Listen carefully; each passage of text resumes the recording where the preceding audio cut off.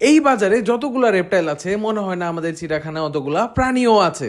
আমি আজকে দেখাবো চাতুচাক মার্কেটের মধ্যে কত প্রকারের রেপটাইল আছে। প্রথমেই দেখেছি নানান রকমের বল পাইথন এবং অন্যান্য সাপ। তারপর এই সাপের দোকানের পাশেই ছিল একটা রিয়েল লাইফ ড্রাগন, আসলেই বাই ড্রাগন এটা। তারপর আরেকটা দোকানে দেখেছি একটা বিশাল সাইজের একটা টেগু মাটির মধ্যে ঘুরে বেড়াইতেছে। ও মা, তারপর তো আমি আর নিজেটা সামলাইতে পারিনি, বলছি ভাই প্লিজ একটু আমার একটু কোলে দেন। এই টেগু দোকানের বাইরে একটা ইগুয়ানা স্বর্ণের চেন পরে বসে ছিল বাইরে। ও কি একটা সিন!